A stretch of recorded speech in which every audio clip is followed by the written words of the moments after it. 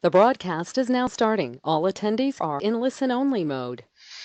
Welcome to PPC for SEO, Fishing for Money Tail Keywords. My name is Kyle Roof. I'm the lead SEO for SIA, and it is my great pleasure to welcome you to this course, welcome you to Derek Booth.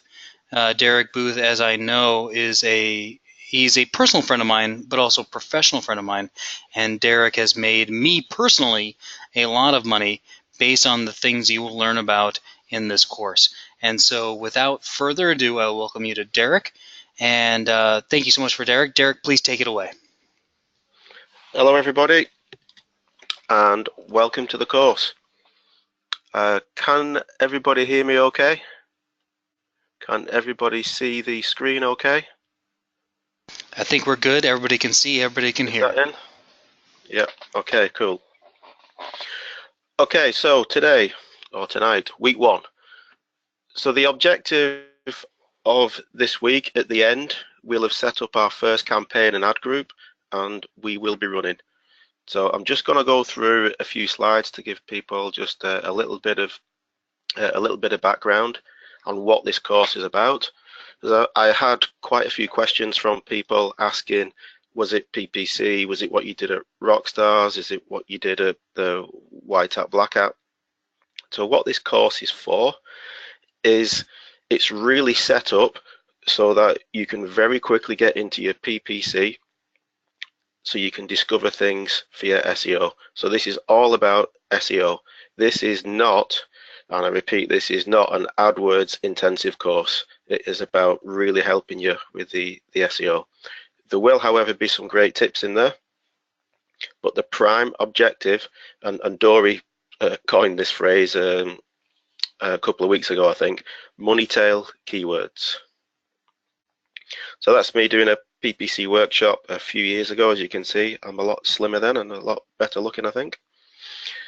This is just a quick slide of people that I've worked with in the past. There's some good names, some brilliant jobs on there, particularly the Hammer Films job. Really love doing that.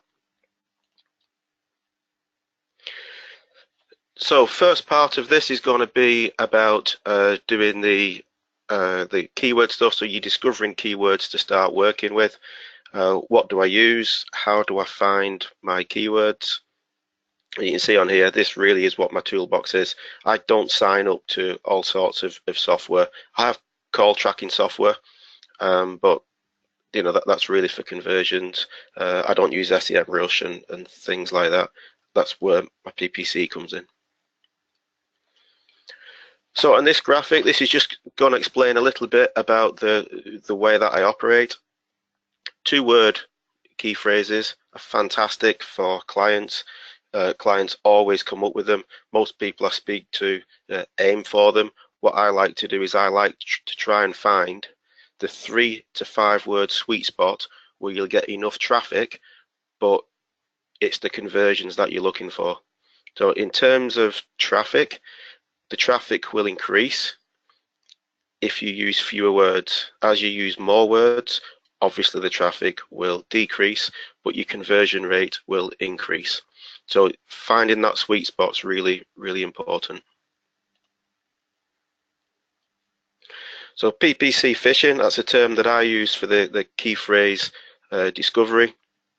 Once I've found some seeds, I want to use those seeds to try to find even better phrases and really find out what works. So the benefits of fishing, I can actually see what brings in conversions. I can see how users interact with the brand and the site that I'm working on. The PPC quality score algorithm is also the same as what's used in SEO. So if I can do something really quickly in PPC and I can check and see what's going on, then I'm going to really give myself a leg up when it comes down to the SEO side of it. I'm going to use the discovered phrases on the landing pages, which will improve the quality. So that will make my PPC cheaper. It will make it easier and better for conversion, but it also gives me that extra edge on the SEO side of things as well. We're also going to be testing ad copy, so we can understand about your target audience.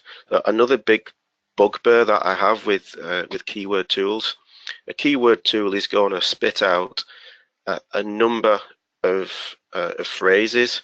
It's going to give you data about how much they are, how popular they are, and maybe you can get a bit more insight. But one thing that it can't do is it can't really match it properly to a persona. It can't then match it to your brand, and it's impossible for you to know, looking at that list, which one of those key phrases is best. So do you choose the key phrase that's got the most competition, that costs the most in AdWords, or the one that's got the most searches? That everybody has their own take on it.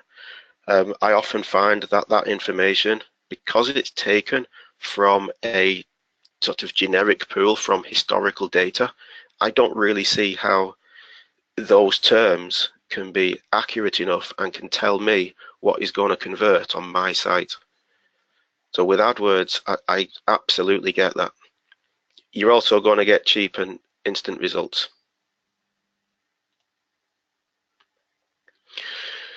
So this is a slide that just shows how I populate up the ads. So when we get through the ad process, one thing that I quite often do is I just take the seed word.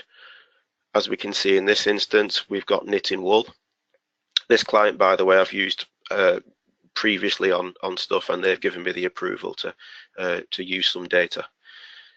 So here for the headline, if the key term is knitting wool, that is all I want in there. Yes, there are maybe another 15 or so characters that I could fill in on there, but doing it this way, if you get a good headline too in there, as you can see on the ad on the right hand side, you get a really nice strong message on that one line. So sometimes it pays dividends to just keep it short, sweet, and precise. So this is once the account had been running for a little while. One of the issues that you do get with Google is we've got two rows here of information within AdWords, and AdWords is a minefield. It is very complicated. You can look at it and be a little bit rabbit in headlights because you've got so many features, so many options, so much data. What do you do with it? How do you understand it? So what I'm going to go through on this course is very quickly how to set something up and get straight to that point where you're going to test the keywords. Because by default, Google is not giving you these areas that I've signaled in red, when actually these are the things that you really want to be aiming for. So as you can see in this instance, we've got a 2-word generic term. We've got a pretty high click-through rate of above 5% for a 2-word generic term. The first page bid is 15 pence. Estimated top, in other words, position 1 to 4 is 43 pence.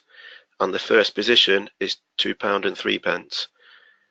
Now, if you use a keyword tool, the keyword tool is going to give you the estimated bid price based on an average setup for an average campaign with an average keyword, an average ad.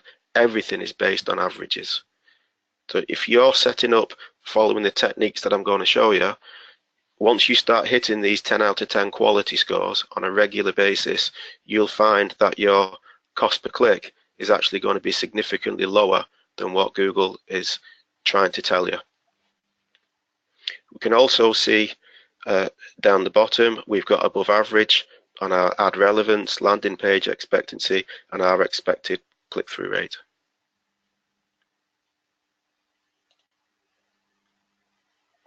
So this is it in situ. So this is how we're going to set up with the fishing, with the plus in front. That is broad modified. So I'll explain briefly the differences between the match types and why you would use them.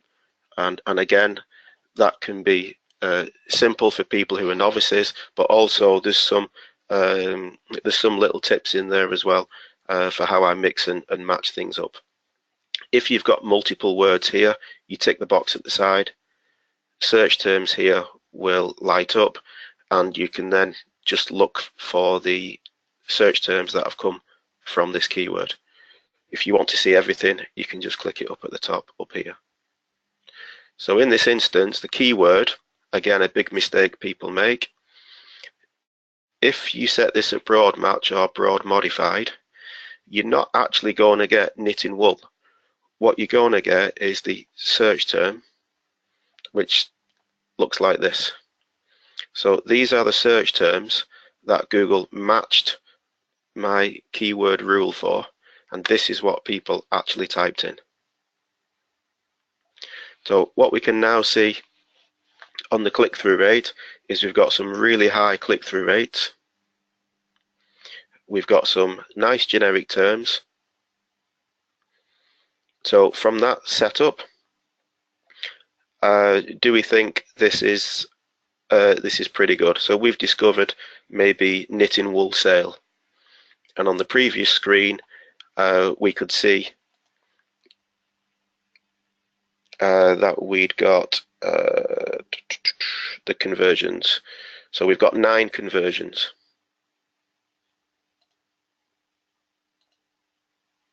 So at this stage, from the 9 conversions, these are the most popular keywords or search terms, with knitting wool being at the top. And I'm sorry, Derek, these terms are coming from that first screen where you had plus knitting plus wool. Correct. You have that set up, and then what comes from that are these terms. So these are the terms that people are searching. Yeah, so what this means in AdWords speak, the keyword is the keyword that you're using to set up a set of rules that AdWords will use to match your ad against what people type in.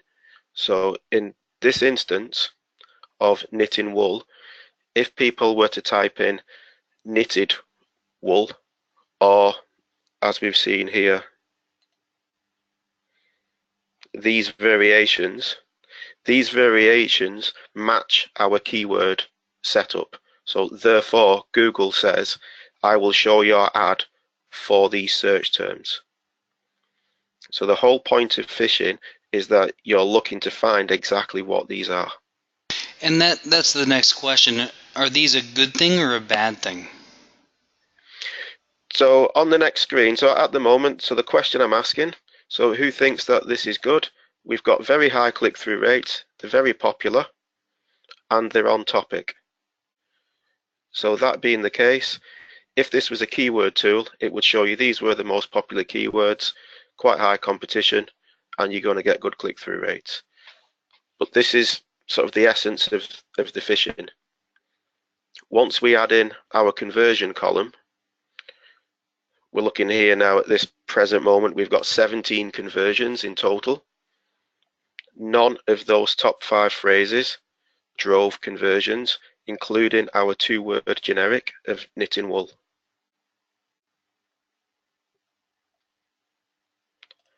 So if we go to the next screen, and we can see we've ordered by conversions, there are 17 conversions, all singles, all ones, and here are the actual search terms that people used to type in that went through to the site and completed as a conversion. The reason we've got blocked out ones is because this was giving the client's domain away, and they were branded searches that I didn't want showing. But as you can see here, none of these are knitting wool. So the point of phishing is to set up your broad terms, find those seeds, a seed being knitting wool, and then from that seed, discover exactly what people are typing in. Once you found what people are typing in, you would then take those.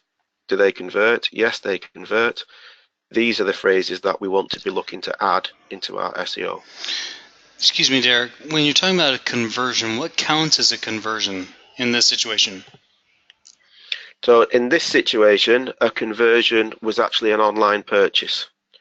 But a conversion in AdWords, you can make to be whatever you want to be. So you can add phone calls, you can add clicks, visits to a certain page. basically a conversion is what you deem to be a goal or what you're looking to achieve for your account. So if this was a service-based campaign, we might want to track the number of people that visit the contact page or that actually fill in a contact form and sign up. Do you track these in AdWords or something else? Like, is it something you like pre-set up as a conversion, or do you fish, figure out what the conversions are, and then set them up? No, you need to do the conversions first, otherwise you don't get that data. So to set up a conversion, you can either pull in your goals from analytics, or you can set them just directly within AdWords.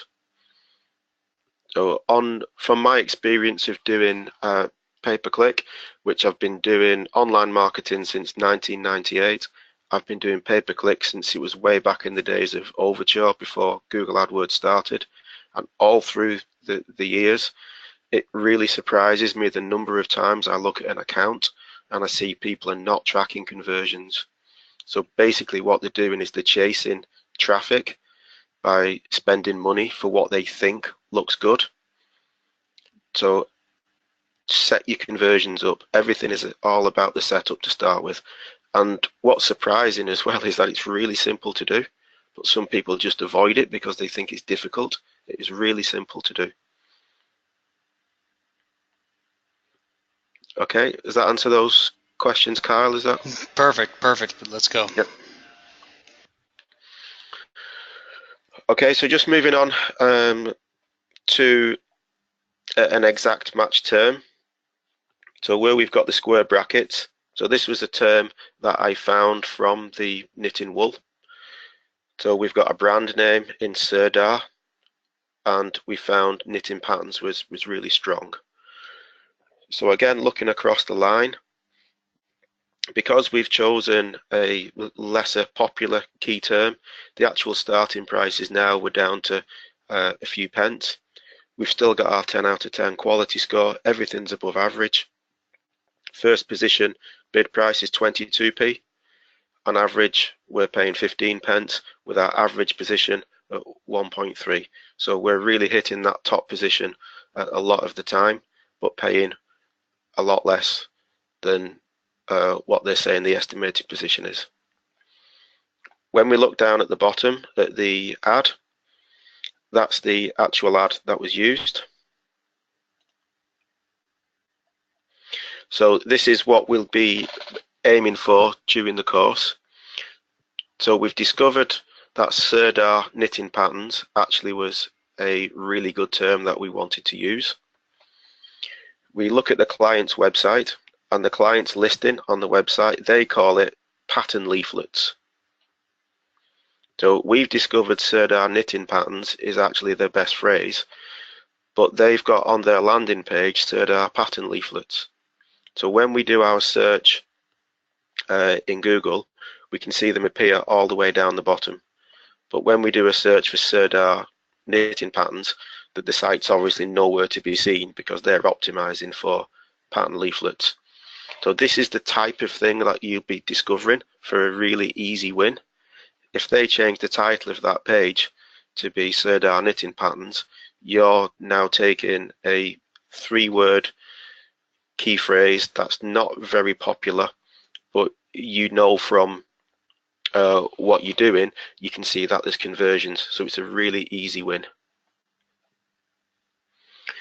To just move over slightly on the SEO side for people who use Quora, and have sort of seen Kyle talking about this quite a lot in the Tuesday chats. There's a difference between a match and an exact match. Now, Google used to give you the option in AdWords where it would say, would you like to use plurals or close variants on your exact match? And then at some point towards the end of last year, they actually took that option away. So you now have no choice in the matter. If you want an exact match term, according to Google, all of these are exact matches. So again, that's good information for you to use. So once you've fished for the keyword, you've discovered the keyword, you make it exact match, which is the process that we'll be running through. If you then check your exact match search terms, we can see here we've got some really good options for placing on our page for our SEO that would really help us rank for Sirdar, knitting patterns and similar phrases.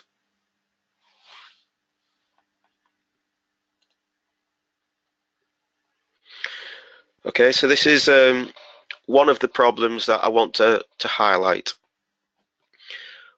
When you're using the setup process that Google wants you to run through, you'll get to a page where it'll be asking you about keywords. It'll tell you that between 10 and 20 keywords is best.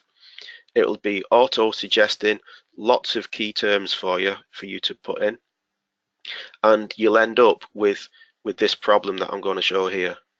So at the moment we have got 3 different keywords that we're using. The plus in front of Stylecraft means that's a broad match modified on that word. In other words, I'd really like Stylecraft or very, very close to Stylecraft to be in the search term that a user types in. And then I've just left as broad match alpaca DK, in this instance wool, and in this instance knitting patterns. So I really want Stylecraft, and then I want related to these terms. So all of these exist in the one ad group. They've all got really good click-through rates. And when I talk about click-through rates, any generic term that you use, any two-word term, that you use, if you can get higher than 2% on a 2-word generic term, then that's pretty good going. So what we've got here is we've got 6% on this Stylecraft wool, and we can see the cost per clicks. So average cost per click 31 pence, top of page is 75, so we're less than 50% of the cost per click. And here when you look at the tools, Google will tell you it's going to be around 88 pence. The second one is 36 average, the top of page is 33, so we're there or thereabouts, but we're still way less than the first position. And same on this one, 32p to £1.18, 36p for top of page. We're at position between 2 and 3 on average, and we've got conversions on all 3 keywords. So the problem that I'm going to highlight is if you were to write an ad, how could you write an ad that would be relevant to all 3 keywords? So when we add the extra columns, the columns that Google doesn't give you by default, and now we start looking at our quality score, the only one where we've got a 10 out of 10 is on Stylecraft wool. We've got 8 out of 10 for this one and 6 out of 10 for this one. And you can see on the ad relevance we've got below average, and above average. So this fine detail can make a really, really big difference to what you're doing. So quality score. I'm sorry, Derek. Can you just reiterate what that fine detail is? Okay, so the fine detail I'll show you on the next screen with the ad. So this is the ad. So the fine detail, this one is Stylecraft Alpaca DK. So within our ad, there is no mention of alpaca or the brand DK. So therefore, this particular keyword request that I've put to Google does not match exactly the ad.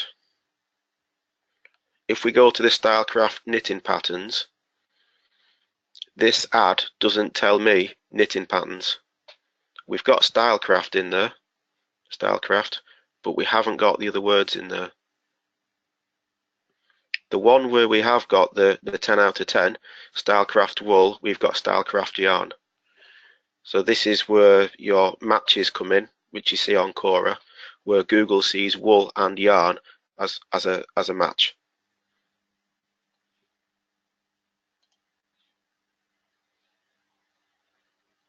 So we can see there's 8 out of 10. The alpaca, there was no mention of alpaca, and knitting patterns. That ad we've just seen doesn't really scream of Stylecraft knitting patterns. This ad is all about wool, not patterns.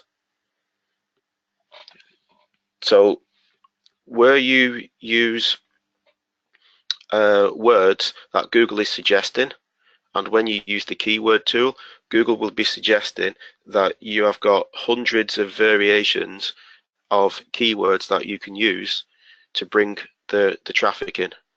And as soon as you start to do that on that tool, you're going to be hitting this problem.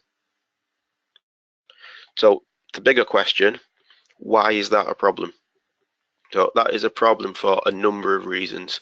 The first reason being, if Google has got the opportunity to show an ad which matches and stacks up really well compared to an average ad, which ad is Google likely to show?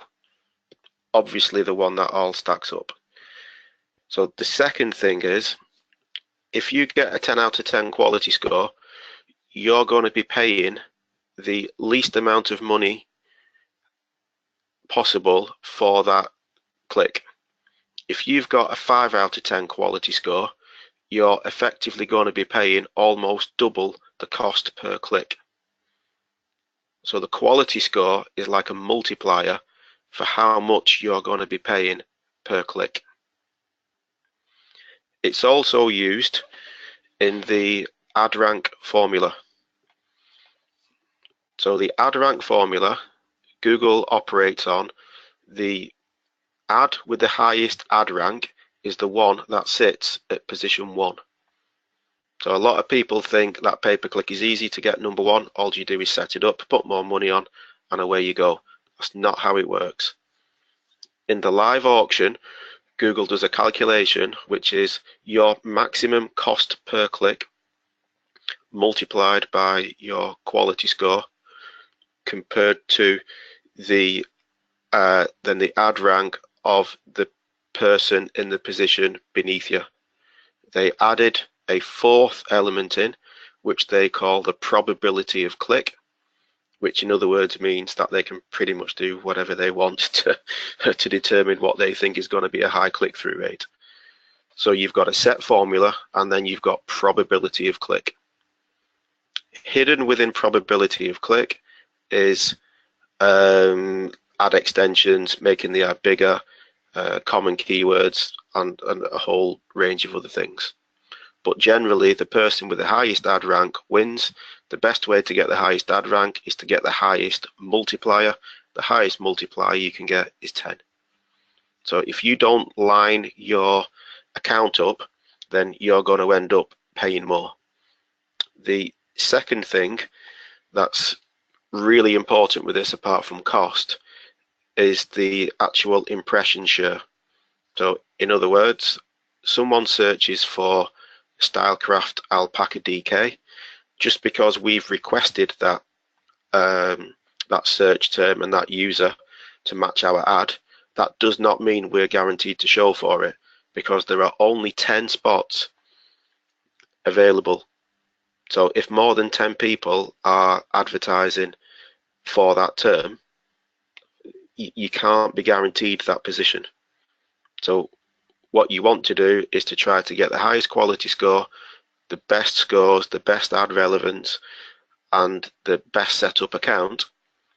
And if you can do that, then Google is going to want to show your ad more than anybody else's. So it's really important that we get this technique correct as we go through.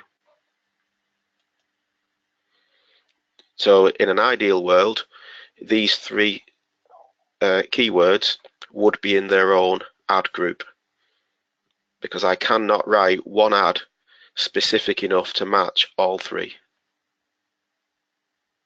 Can you run through that again? Why can't you run one ad for all those?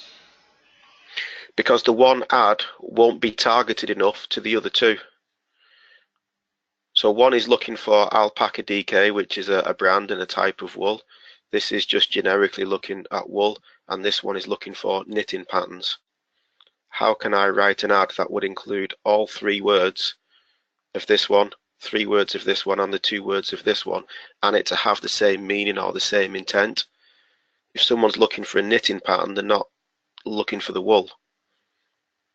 So the subtlety and the difference of the persona or the understanding of what the user wants, if you can put that into your keywords and your ad copy and then reflect it on your landing page, that's going to increase your conversions and it's going to keep your costs down.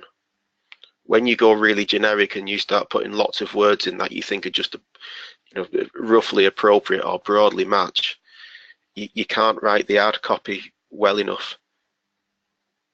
So when you go back to the adding the extra columns that you can see here, where it says ad relevance, the ad isn't relevant enough, so you get a below average score. If you've got below average in one of these, you're not going to get 10 out of 10. Does that make sense? Perfect, perfect. Go on. Okay, so one of the ways that I do the research is I try to come up with other words. I quite often get the client to look at this. So the client will just usually spit out key phrases, what they know for their industry.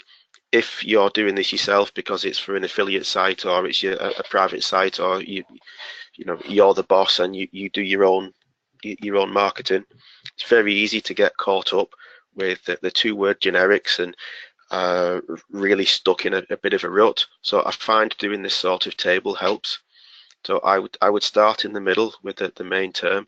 So in this instance, for this client, they sell internal stables, which are for horses. So we start and we'd put stable, then internal stable.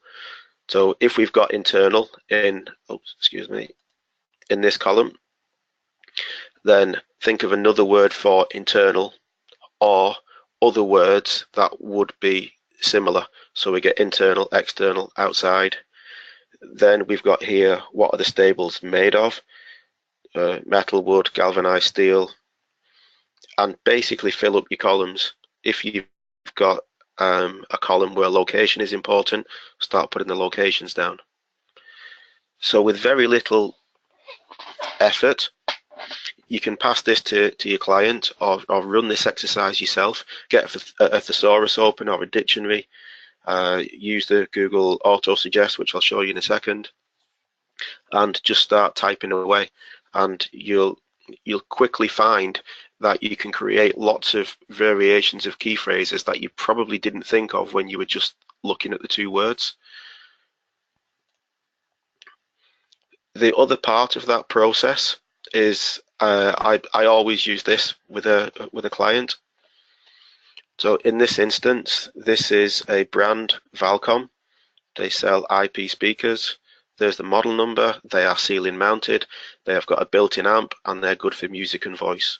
So if this is a product, this is how people tend to think and search. So some people will look for a problem. Some people want a solution. If someone knows the solution, then great, but maybe they're not aware of your product. Maybe they're not aware of your brand, but they know there's a problem. So doing FAQs and sort of trying to mix this information and match it with the personality of the person that you're trying to sell to, again, this can really help. So if someone searches for a model number, then that tells you something about that person. They've either seen a product and they're replacing it, in which case they're not going to start searching perhaps and say on the problem or the solution. It's just a model number search. That model number search might then be followed by a brand. It might be preceded or followed by the product type, but they're not likely to put the model number with the problem.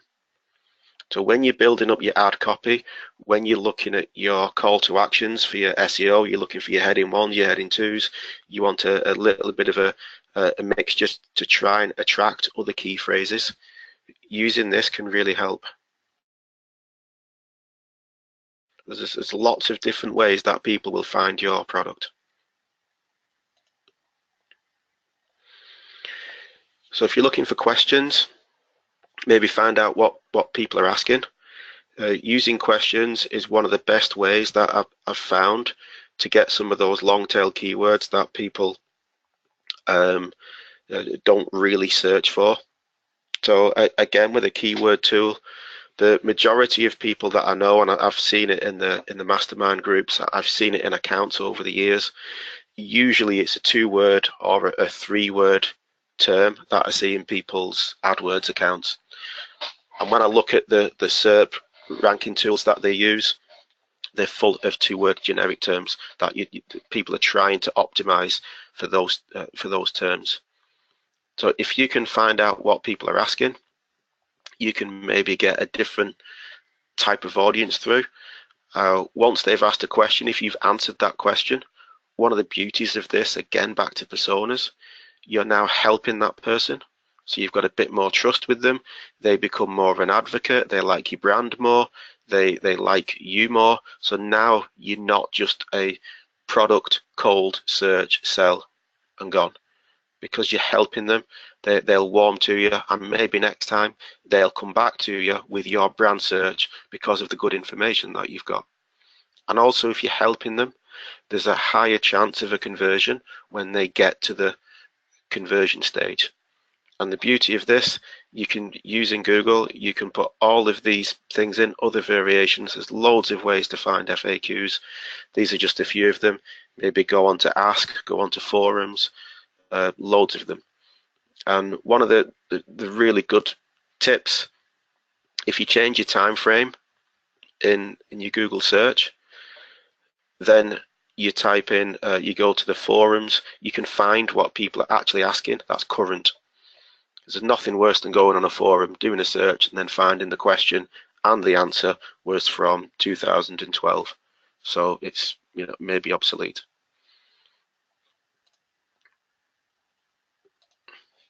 So wouldn't it be good? Wouldn't it be good if Google would give us more of the questions with LSI content? So when you put in a certain type of search query, Google will give you this people also ask, and it'll start off with 4. As you click on the drop downs, Google is going to give you the extra questions. Click on it again, you'll get more questions. Click on it again, you get more questions. Every time you click, you'll get 2 new questions. So now what we've just done is we've maybe taken a seed. We're looking for keywords that we want to use. We want to know what people are asking. If we know what people are asking and we can find the answers, what if we now start to put some of those answers in our ad copy? If you put some of the answers in the ad copy, you're going to start to increase your click-through rates. If the answers that you've put in the ad copy do not exist on your SEO landing page, even though your ad copy is better and more relevant to the click, your landing page relevancy will not be as high because you haven't followed that through to the landing page. So therefore, when you're writing your ad copy, and I know a lot of people really struggle with this, they just tend to throw terms on like next day, free delivery, or they just pluck things out of the earth for the sake of filling in headline 2. If what you put on that Google AdWords ad in headline 2 doesn't exist on your landing page, then you're not going to get the 10 out of 10 quality score, and you're probably going to get a bit of a mismatch because a user typed something in, they saw your ad, really liked the ad copy, clicked on it, went to a landing page, and your landing page now does not follow what they expected when they arrived. So that is a break in that process that will increase your cost. So a few tips.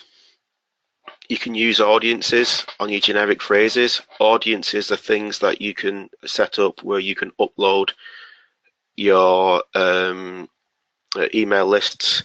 You can also set a tag on your pages like you can with a Facebook pixel, where Google starts to mine that data and it starts to give you audiences or people that typically do something similar to what you're looking for.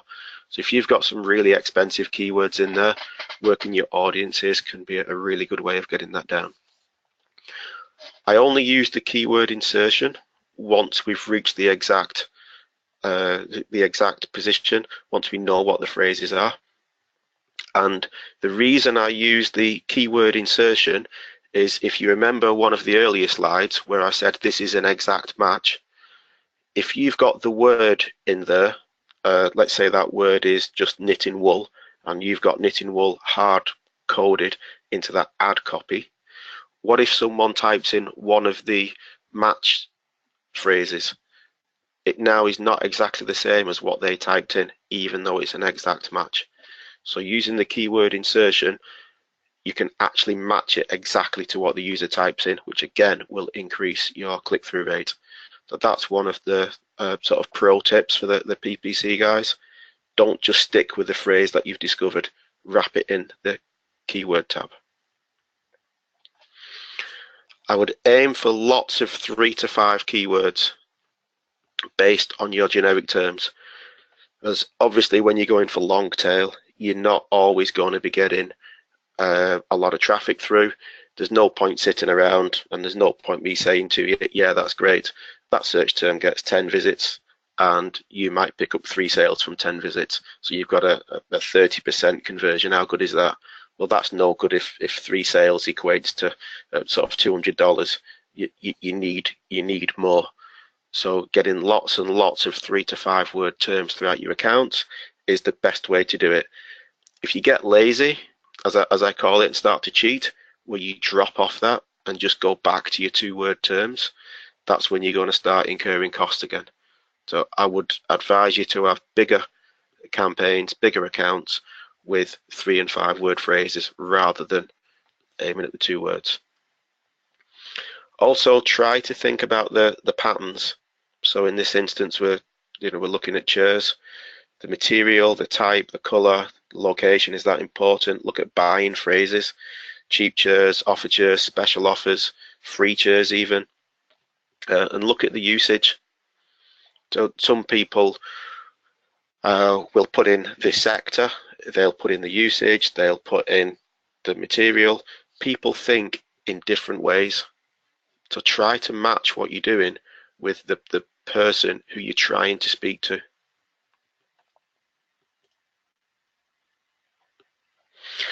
Okay, so we'll just pause for a second, Kyle, see if there's any questions. But now that we've been through that process, what I'm now going to do is actually go on to setting up the first campaign, and I'll run through and show some of the keyword discovery, why the tools are no good, and hopefully finish with our first campaign set up and running. And the URL that we'll be using is the Marketing Brain, which is the software that I've devised, which helps to pick out the pay-per-click keywords and match with your SEO. So this site has got no SEO on it. It is raw. It's a 1-page site, and we're going to be using this through the process. Got a couple questions. So we have a person that's a hater already in, but I think you can handle this. This person says those numbers don't add up on the example. On the 10 out of 10, only 3 conversions, and the other 2 have 3 as well, but the 10 out of 10 cost is way higher. Can you explain that? They're saying the 10 out of 10 had 88 clicks and only 3 conversions, and the other 2 had like 9 out of 12 and still got 3 conversions total. Is what the person is saying. Okay, so to explain this, each one of these rows is individual to the keyword. So on this particular keyword, Google is saying we've got an average, so we've got a quality score of 8 out of 10. The conversions that we've got on this particular keyword are not relevant to these other two. This particular keyword drove 3 conversions, and the search terms related to that we could find if we went into the search terms. But as I said about the client, I can give some information away, which is what I've shown, but I can't show you what they are. But you can see there's 3 conversions. So on a quality score of 8 out of 10 for this particular row, if we increase this quality score to 10 out of 10, then what's going to happen to these figures is they're going to adjust based on the quality score for this key term. So the ad that we've shown is a below average ad relevance, but it was still good enough to give us 3 conversions. So if we was to adjust that ad and we were to move this into its own ad group and we increase the quality score to 10 out of 10, then what would probably happen is we would get more conversions, although not guaranteed, hence the test. But what would definitely happen is our cost per click would reduce. All things being equal, that would reduce. So we are paying slightly too much, or we're paying slightly over the odds for that keyword at 8 out of 10. If we drop down to this one, then at 6 out of 10, again, it's still good enough to have given us 2 conversions. But if that ad was written more appropriate for this particular key term, and that rose up to a 10, we could be dropping this average cost per click a whole lot more. So that's what that is related to. So the 3 keywords in the same ad group running off the one ad, that's where the problem comes, because the ad cannot be perfect for all 3 of those keywords. Does that answer the question? Right on, perfect. There's a question, isn't ad relevance the same as quality score? No. So ad relevance is, is it relevant to what the person is searching for? But what Google also looks at is the landing page and the expected click-through rate. So quite often it is really difficult to get a 10 out of 10 for a 1-word keyword. So even though your ad relevance might be, the ad might be really relevant to the 1 word, if that whole process, Google sees that as a poor process, in other words, it's searched a lot, people may click the ad quite a lot, but then don't go on and purchase, then you're going to get a lower quality score, but the ad might match the word. So that's why I talk about it in terms of a persona, where you're looking at, you've got to try to match the user all the way through the process. And the better you do that, the better the journey, the better the quality score, the better your ad rank, and everything just flows. So that's why I talk about personas as well. Perfect. Do you want more kind of general questions, or would you like to go on and get these at the end? It's up to you. I'm fine either way. You tell me, buddy. Yeah, just fire a couple more questions in, and then I'll dive in. Yep. All right. Should we create different landing pages for each ad, even if we're talking about just for one product, so they are as targeted as kind of regular ads? No. So what I tend to do, or what I like to do, is to take the landing page as part of the site. Excuse me. So rather than just create tons of landing pages using external landing page software, what I like to do is, because the whole point of this, of what we're doing today, as I said, is to discover the key phrases for your SEO.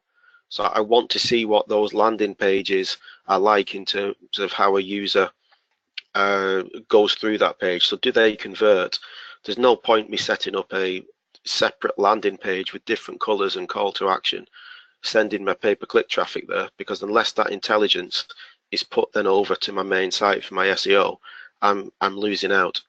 So what I generally try to do is to take the intelligence that I'm finding and add it to that landing page. So I wouldn't have a landing page necessarily per ad group. But at the same time, if you found a couple of ad groups that you particularly want to focus on, I'm not against setting separate landing pages up. I regularly do that. So yeah, if it's an e-commerce site, I generally try to go for the category or subcategory rather than directly at the product. Although at times aiming directly at the product is a really good way to get a conversion depending on the search term that you're after. So yes, sometimes a separate landing page. No, I don't do a separate landing page for every ad group that I set up. And I'll go through that when we go through the setup.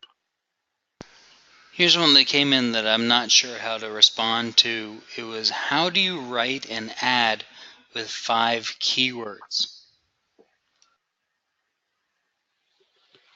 You use a combination of headline 1 and headline 2, or you can take the seed, the 2 or the 3 word generic out of that, and then you can cover the other 2 words in headline 2. And you've also got the description underneath where you could actually write out the full 5-word key term in that area. Next question, does any of this change for mobile call ads only? Does quality score and ad relevance matter for those? Yeah, it's a totally different thing. There's one of the weeks is actually on the click to call stuff.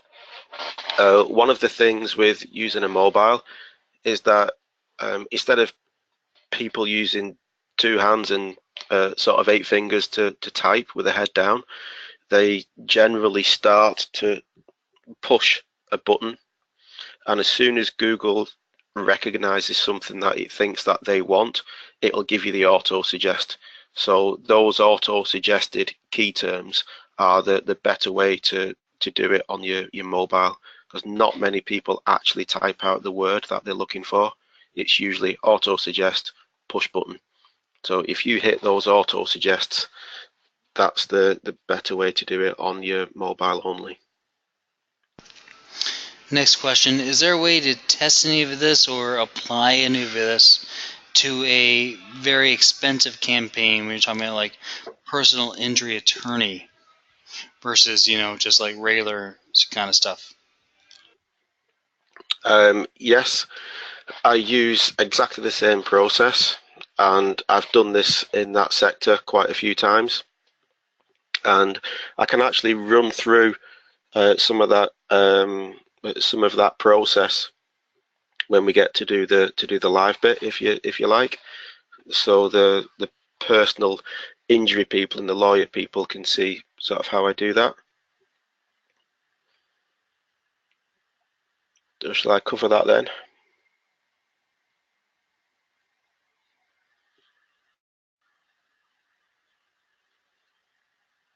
You there, Kyle? Sorry, yes. Does this change for mobile call ads only? Does quality score and ad relevance matter for that? Yes, because again, it works on the same sort of on the same algorithms. It's all based around ad rank and quality, but it's just a different way of applying it when you get to the mobile, because you're looking for different key phrases. It's a little bit harder doing it on the mobile, because where you're doing discovery for maybe longer term searches with people on a keyboard and a desktop, when you get to mobile, there's a slightly different mentality and approach to it, because you're effectively competing or trying to work with the Google auto suggest. So yes, it matters. It's just a slightly different way of doing it. Excuse me, as the person says, this is a total noob PPC question. There are no new questions. It's fine. I feel like I've been doing PPC for, I don't know, 10 years, and I think all questions are noob questions. Do you feel the same? Like there's no such thing as a brand new question, because I mean, there's just questions? Yeah, it's just questions. Either you know the answer or you don't. Exactly. That's just how it is. So yeah, so ask away. Yeah. So we'll just call this a question and not call the person out. Uh, does it make sense to have a separate landing page? Separate landing page as it line up with content-wise or keyword-wise with the keywords that get a lower quality score? So I think this person, it's a tough question to read, but what they're asking is, should they line up like some more quality score things with certain ad pages? Is that the right play? So I've got some long tail phrases. Do I want to line them up with AdWords more pages, or should I do more things to one page? Kind of the question is like, I've got a keyword page. Should I do a lot of keywords to that one page, or should I have multiple pages for one or more keywords? Right. So what I would say there is it depends. It really does depend. A little bit like when you're talking to people about keywords and about SEO and web design, and someone's designing a website and you say to them, that's not going to work in Google, and then the web designer goes, yeah, but Google never buys any of my products. Users do, and users love it. You battle there between one long page and satisfying your pay-per-click compared to multiple smaller pages. It really depends on the situation. If you've got one page and you're saying, I followed Derek's course and he said to put it on one page, therefore I've now got a 25,000 word long page, that doesn't convert and doesn't work, but hey, I've got a great quality score. That's not a win. So it isn't that there's any one answer all the time. You basically be sensible and look to see what you think is sensible and appropriate for the sector that you're working in. There's ways that you can use accordions and you can use tabs and you can have FAQs and you can use columns and latest news and latest blog posts. You can do all sorts of things to your pages so that you can add in those extra pieces of content. But if you think of this as this is a keywords for SEO, so I'm showing you how to find keywords for you to use in your SEO. So in that instance, you set up your pay-per-click campaigns, take those keywords, put them on your SEO, rather than thinking of this as the other way, which is this is a pay-per-click course where I want to get the best from pay-per-click. Because if you're only looking to get the best from pay-per-click, then probably doing a landing page per ad group or per campaign is probably a slightly better way to go, because you'll get better conversions just from your pay-per-click. But in those instances, if you're not carrying that intelligence onto your SEO, then to me you're missing a trick. There are some instances where you're not going to be able to get control over the SEO, or the client has a PPC agency and an SEO agency, so the pay-per-click guy doesn't tell you all of this information. So in those instances, if I'm just doing the SEO, I'd still like to run my own little pay-per-click campaign to find out what the keywords are. So no, it's not a new question. That's actually quite a good question, I think. It depends. Be sensible. I suppose the caveat to that, if you're looking at an ad group and that ad group absolutely does not match the page that you're trying to go to, there's probably something wrong with that process, rather than saying I need to throw that keyword on my page. So that's probably a little bit more of an issue. Right on, right on. Next question.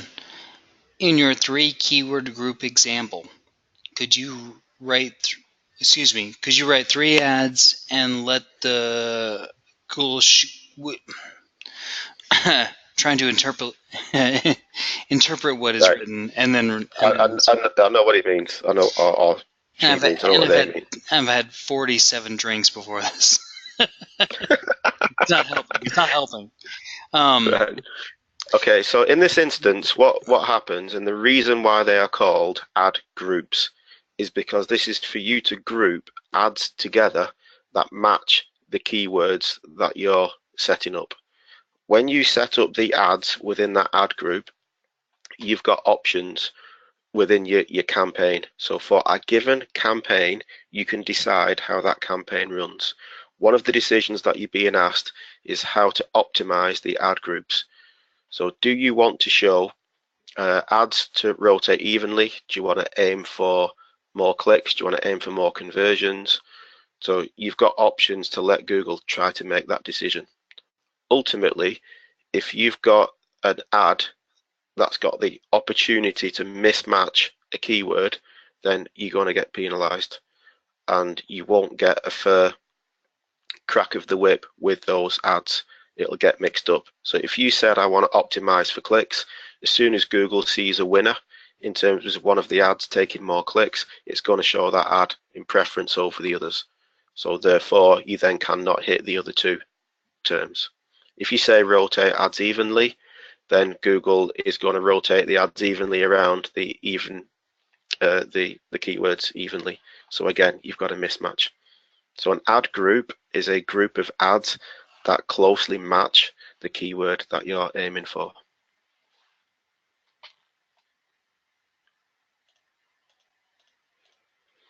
Okay, any more, or shall we move on to Move on.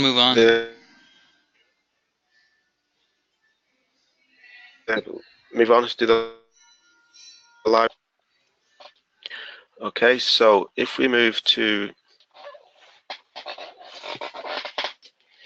what I'm going to do as well is I'm going to run this on the old style of AdWords.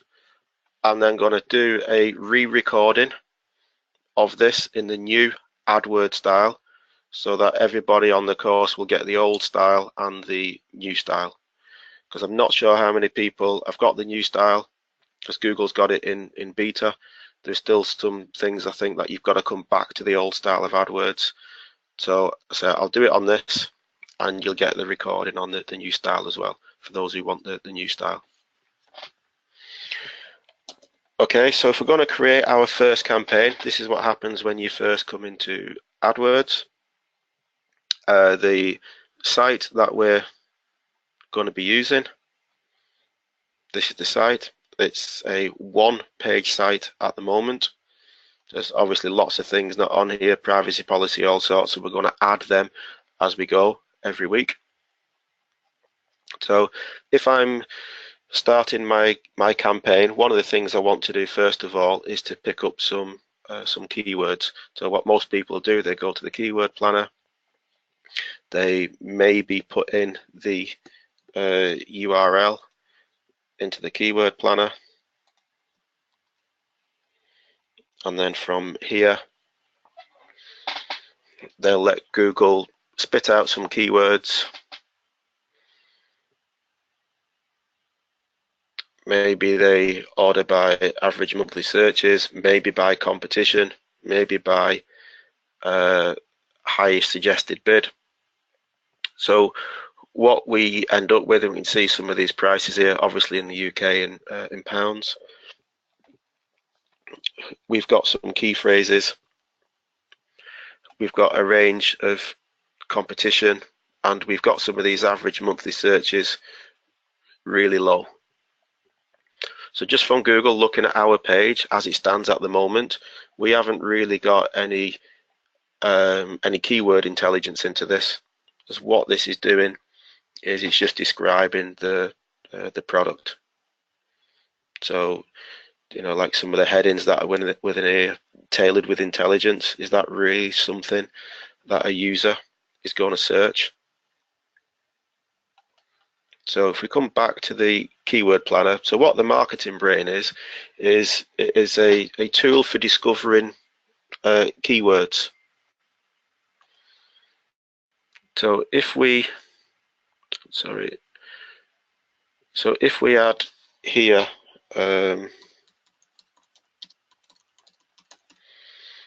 keyword discovery and get ideas. So for keyword discovery, 1,300 monthly searches. It's got low competition and it's just £2.50 suggested bid. and we've got these other terms that have come in. Let's take a look at the popular ones by monthly searches. We've now got different terms to what we had before because we've added a keyword, and we're now picking up lots of search terms with massive monthly searches. So how do we know where to start? What do we think is going to be appropriate? So instead of doing it using this method, what I'd like to do is to use Google. So if I do a Google search,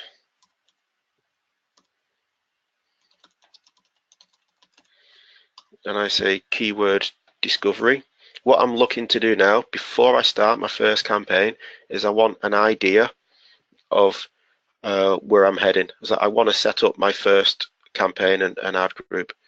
So once I've typed in keyword discovery, if I now click back into that, then Google is going to give me these suggested terms.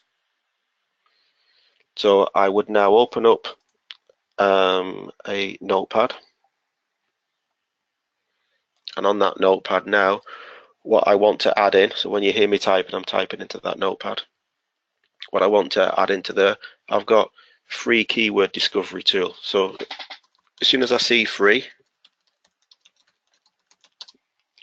I know there that people obviously are after something free, so that tells me there's a possibility of a giveaway, get someone signed up to a list, maybe give them something. So I'll maybe put the cursor at the beginning, start typing a letter. I know guys that use Scrapebox are aware of this, the way that this works. So you can start typing a different letter at the beginning. So as soon as I type in B, now all of this is changing. So I like this here. I've got keyword discovery process. So what the marketing brain is about is about a process. I now get these also asked. What is keyword discovery? How do you find good keywords? We then start looking at ROI. So if I'm going to be using keyword discovery as a seed, I'm going to get free keyword discovery tool. How do you find good keywords? I've got ROI mentioned. So return on investment. Does everybody know what that means and how to make it work? I've got opportunities as a term. So I'm just writing on my scratch pad. I'm just writing these things down. So I'll then go back to my landing page, and I want to check to see whether these terms exist on my landing page. So even before I start building, I want a bit of intelligence. So Control F for find to bring the box up. So free, I've got free because I've got the free trial in there, so that's good. I don't have the term free keyword. So let's start typing keyword. I don't have the term keyword. Maybe I've got it where it's key space word.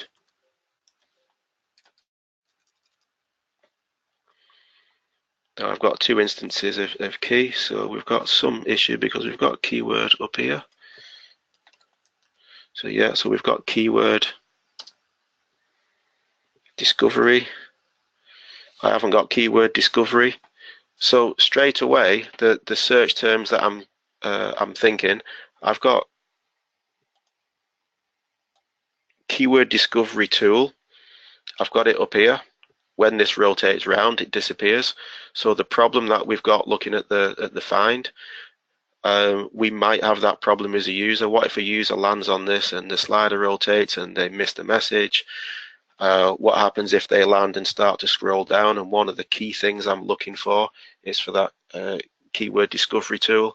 If I'm not matching my page to the ad, then my score's going to go down. So on a thought process basis, I now need to decide whether or not I think this is best positioned as a keyword discovery tool, or as the keyword planner was trying to tell me, it was more about analytics and marketing. That if this page is focused more on analytics and marketing, then perhaps I need to be changing the content of the page. I maybe need to be looking at some of these headings. So fully responsive, is that a search term that people look for? Standard reports, could I not maybe change that standard reports to include the keywords that I'm discovering, or keyword discovery? Does it mention on here the word process even? Have I got process? I haven't got process.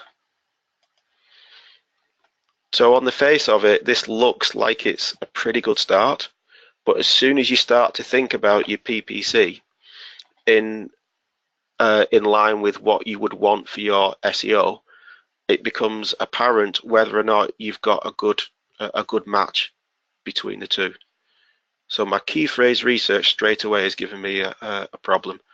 So what we'll do is we'll still set this up using keyword discovery tool, or keyword discovery, and during the week, what I'll do is I'll adjust this page based on what we're finding from the pay-per-click that we set up, so you can see live what some of the problems are and how to solve some of those problems so we can get better from that particular term. It may be that keyword discovery is completely the wrong phrase. Again, we'll discover that as we go on the journey. Other terms that I thought of were things like niche, maybe. So I don't want process in there. So I search for niche. What is a niche keyword? Keyword research. What's keyword discovery? So we've got those questions. So we've got keyword niche finder free. Keyword competition tool. It's not really a competition tool, so that wouldn't be quite correct. But trying to find the niche keywords is quite a good one. So if we hop back to the personal injury lawyer, then on that particular one, and the way that I used this system before starting, if you are a personal injury,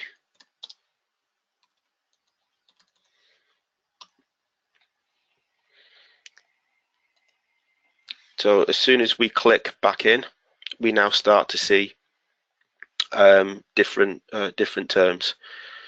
So from personal injury lawyer, I might get rid of lawyer, go to the beginning and start typing.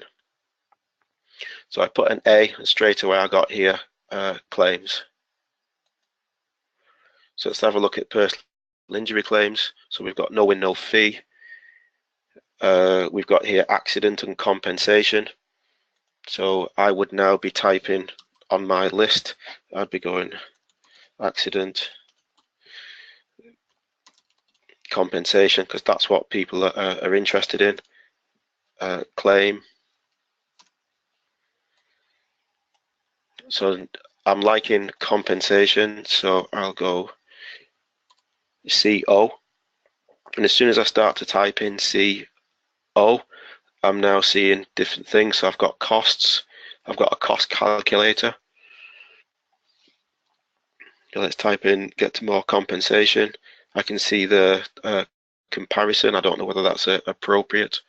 I've got a UK specific. Obviously I'm in the UK, so that's what comes up for me. So if I just go for the UK one, so personal injury compensation UK, I can see here accident claims. So we've already discovered the word accident. So that's a good seed word to use.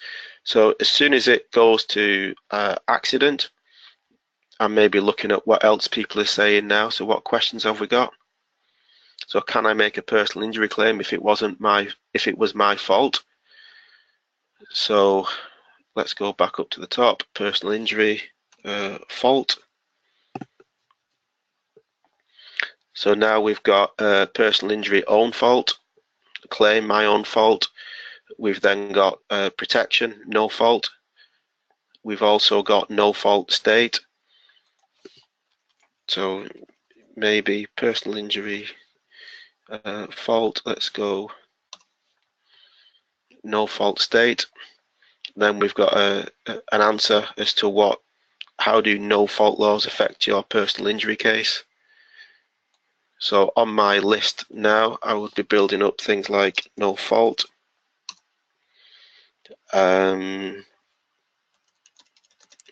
definition. So a lot of people don't go for questions, because there's all sorts of talk about sales funnel and cost and getting in front of the buyer at the right point. If you can put in a question that you've got as your fishing, you could then potentially pick up the answer to that question up here as the number one ad. If there's enough words in the key term that you're searching for, then you can perhaps pick up that click from that person an awful lot cheaper than what you'd pick them up is if you were just going for the personal injury. I've actually got an example of that, which I'll just pull up on my other screen.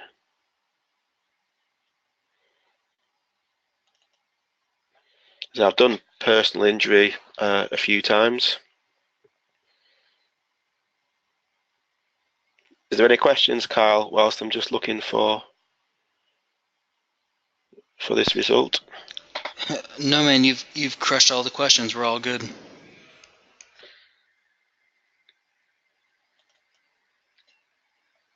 If I can't find this in a few seconds, I'll press on and I'll find it at the end and put it out for people. But I've actually got a slide showing the costs.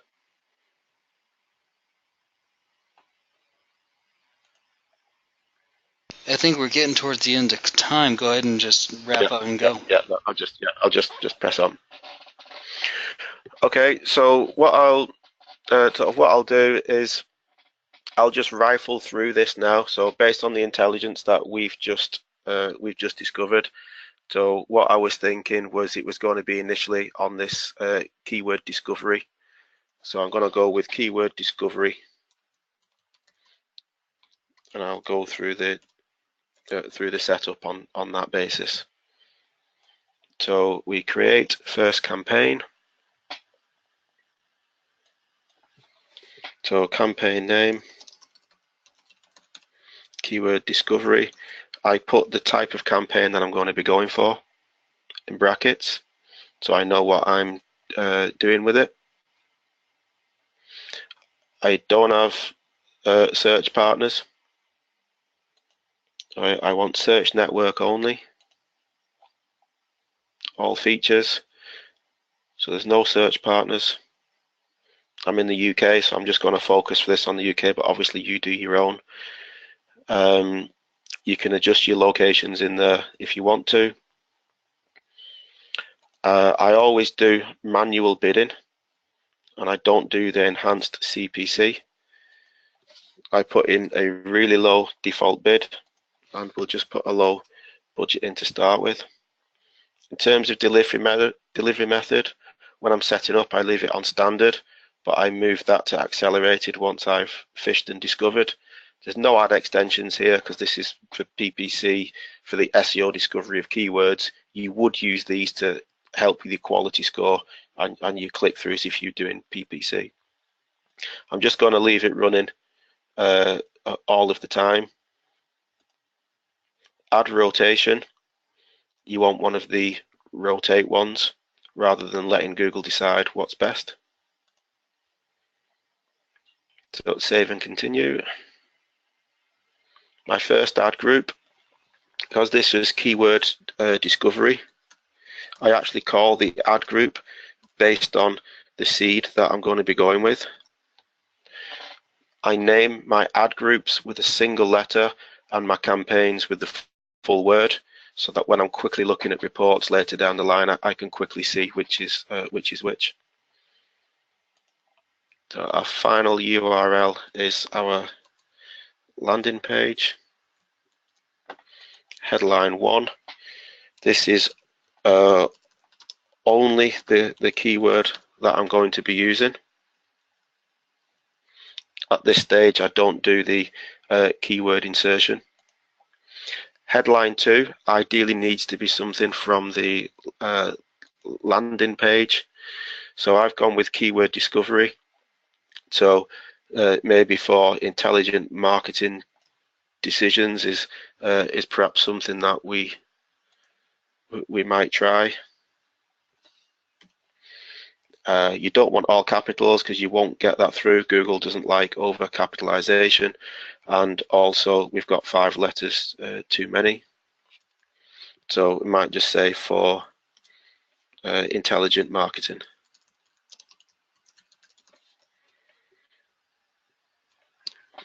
Ideally, with a little bit more time, I'd want to be looking at things on the page. Have I got a good call to action that I could be using? Maybe something like tailored with intelligence.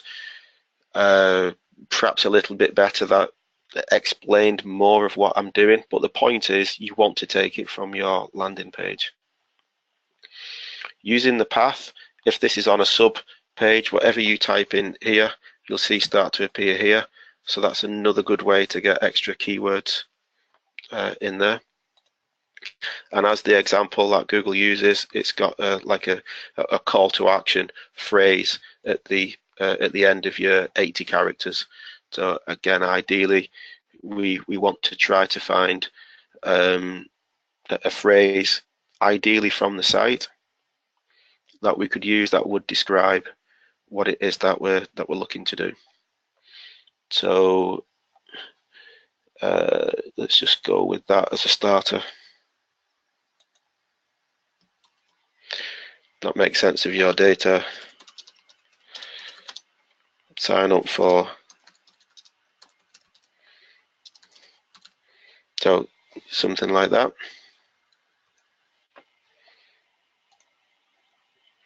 When I get to my keywords, the term that we were going for is keyword discovery. So I go plus keyword plus discovery. And this is what I was talking about with the suggestions from Google. They want you to start clicking on this, add all from this category, or going down to the page, add all from this category. So this is really good for getting a little bit of insight into what's around, but I would never go all from this category. I just keep it like that. Keep the default bid really low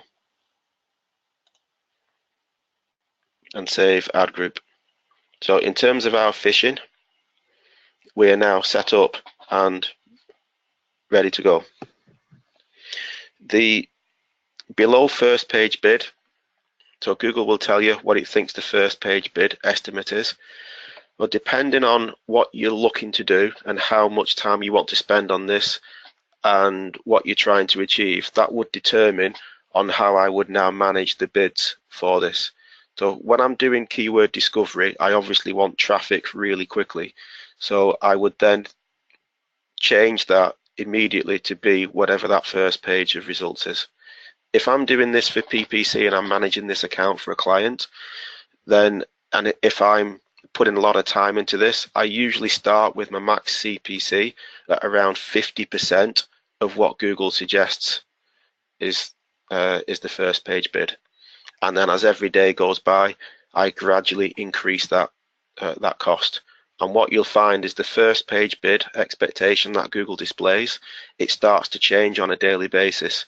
So Google will lower that first page bid, and as you're creeping your bid up, you can then end up with paying a lot less on a cost per click basis. Once you've put a higher cost per click in and Google gets used to that happening for you, then it's very difficult to reduce it and to still get the same results, because once Google's comfortable with it and you're willing to pay the money, Google's going to take that money from you. But in terms of keyword discovery, we don't want to be waiting a week, 2 weeks before we start to see some real action. So I'll just go straight in at that level. I then jump over to columns.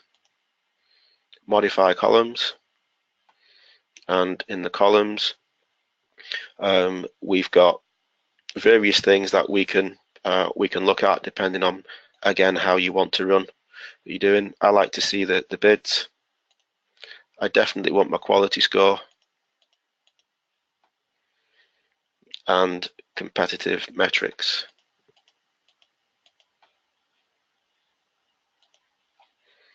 So now we start looking at something like this.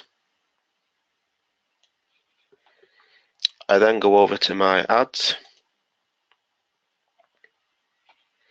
and on my ads to start with, I've got the one ad. I always run a 3-ad system. So on the 3-ad system, if we take the keyword that we've gone for, keyword discovery, we've got no idea at this stage what any of these third words are going to be, or what the user intent is. We don't know where that user is as part of the process. So I would test that keyword with a minimum of 3 ads. I wouldn't be going like 10, 20 ads, because I think you need to be able to understand what's happening and to be able to match things up. So what I now want to do is to write 2 more ads where, again, I'm going to keep keyword discovery, but I'll maybe change the second line. So what have we got on there? That's of use. Let's see. So maybe that we predict your next moves. Oops.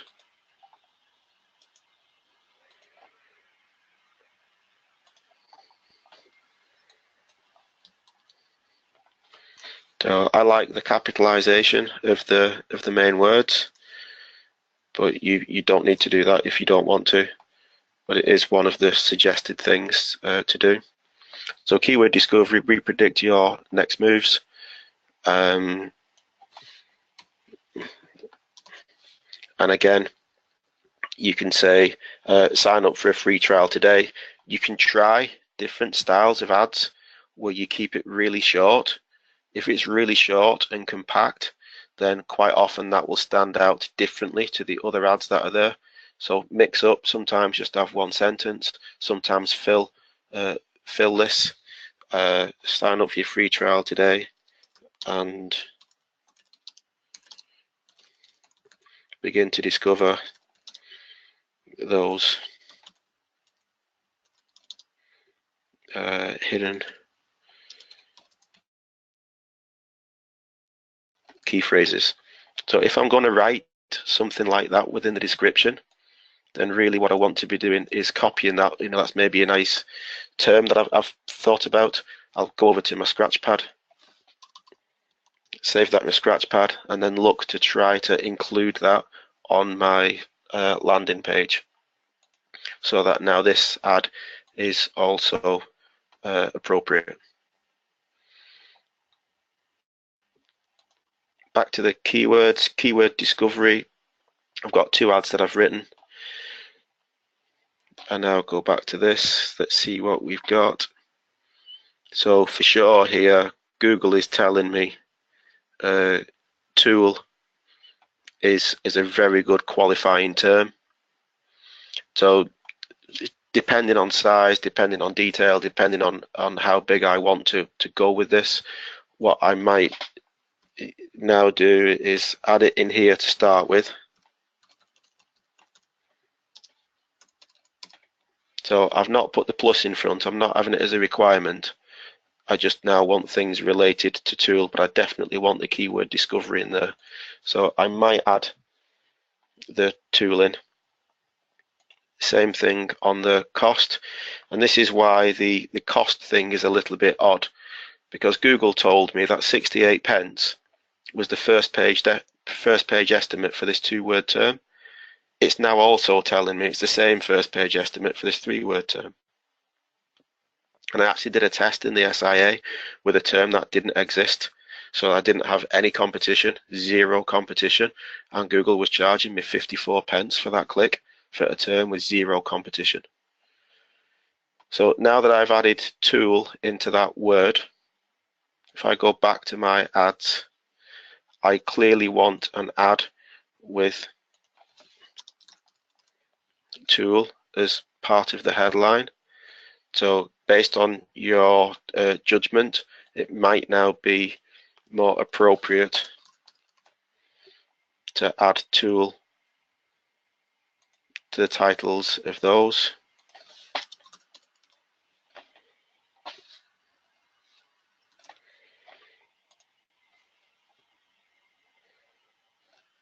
So now we've got keyword discovery tool ads, we've got keyword discovery, and we've inserted this keyword discovery tool. We can perhaps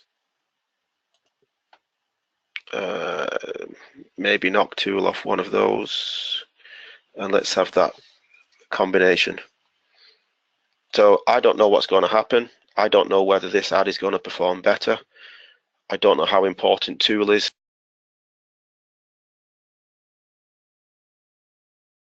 in this, which is not